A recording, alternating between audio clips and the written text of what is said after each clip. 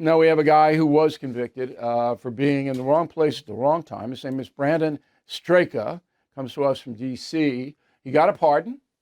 Initially, he pled guilty to disorderly conduct on capital grounds, October 2021, received 36 months probation, including 3 months home detention, $5,000 fine, $500 restitution. You do not believe you were treated fairly in this case. Is that correct? 100%. Yeah, absolutely not. In a nutshell, don't go in the weeds. What was unfair? Well, the details of my case weren't true. So important for people to know, I didn't enter the Capitol on January 6th. I was outside of the east side of the building for 8 minutes shooting a video. So there are four major details of my case that were blatant fabrications by the FBI and DOJ. One was that I entered into a restricted area of Capitol grounds and knew that the area was restricted, but did it anyway. When I arrived at Capitol grounds, and by the way, I was a scheduled speaker at a permitted event on Capitol grounds. So not the area where I was, but on an outer area of the grounds, I was supposed to be a speaker. But I started getting text messages saying that something was happening at the Capitol and people were going inside. So I started shooting a video and I approached the Capitol from the east side.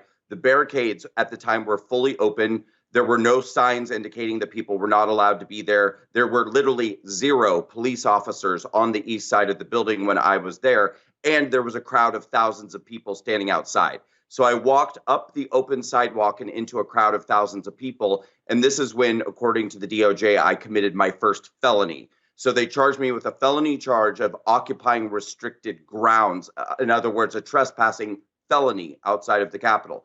But then I walked to the top of the stairs, and when I got to the top of the stairs, the doors on the east side of the Capitol were open. There were a crowd of several hundred people. Some were trying to push their way in. The majority, like me, were standing outside shooting a video.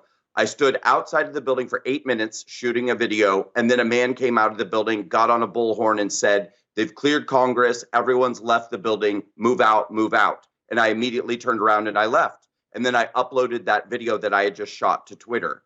2.5 weeks later, I was raided by the FBI. A team of agents in tactical gear came into my apartment, began stripping it of computers, phones, hard drives, iPads, etc., put me in handcuffs and took me to jail and told me I was facing multiple felony charges for what I had done. Let me stop you there. So you never went inside the Capitol building? I did not enter the Capitol on January 6th. All right. You were outside. All right. Correct. So they come in and they arrest you. Now, you hired Yes. an attorney, guy named Stuart Dornan, right? Correct. Now, did you have to pay for him? I did. I had a private attorney. Okay. And what did he tell you when you hired him?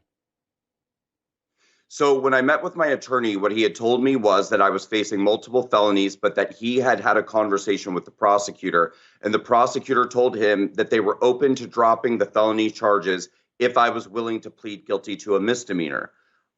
The problem with that, I mean, besides the fact that I assert that I wasn't even guilty of a misdemeanor charge, unless perhaps you wanted to say I was in a restricted area and I was in the wrong place, fine. But the problem is they didn't leave it at that. What they said was that I stood outside of the building shouting, "Go, go, go," to encourage people to go into the building, and that I witnessed the crowd taking a shield from an officer, and that I shouted, take it," to encourage the crowd. Do they have videotape of that? No. Okay, that was just the allegation. But I'm interested in what your attorney told you, and then we'll get it. I'm not doubting your story. I want all my viewers and listeners. I'm not doubting Brandon's story at all, but I want to walk through the process so that everybody understands what you guys went through. Okay. So absolutely. Dornan is your lawyer. You're paying Dornan out of your own pocket. And the government says, okay, plea it down, which happens all the time. Does Dornan recommend you plea it down?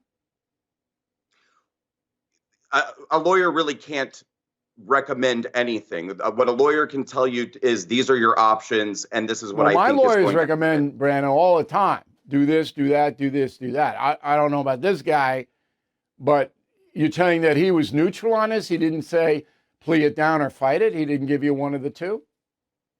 What he told me was that we could fight it all the way to the end if we wanted to, but we both knew, and I didn't need to be told, that we were going before a DC judge and a DC jury in a very biased political case, and that the likelihood of being successful at trial was very, very small. But they didn't have hard evidence of what they were accusing you of, which is inciting a riot. Go with it.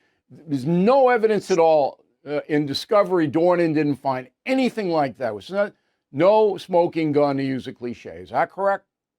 Well, there was no smoking gun, but when I stood outside the building and I filmed, my camera captured somebody grab a shield from one officer who walked by, and you could hear voices in the background shouting, "Take it, take it." It's quite obvious. It wasn't your voice. The voices were not mine. Okay. I didn't. All right. And again, I'm believing you. I'm like the Ghostbusters. All right. I'm believing you. All right. So you sign the guilty plea and it's disorderly conduct, and then you have to go through a 3-month ordeal, a 3-year ordeal of probation, of home confinement, of fines. All right. Do you regret signing that guilty plea now? Yes, I don't think I would have changed, because to me, I've always said it wasn't a question of how do I win and how do I lose. When you're going up against the government, the question is, how do you lose the least? For me, the only path forward to lose the least and to come out of this with some of my life intact was to plead guilty to the misdemeanor charge, which I do not believe. You wouldn't do it again. If in hindsight, you would have fought it. If your question is, would I take the plea deal again? The answer is yes. You would take it again. All right.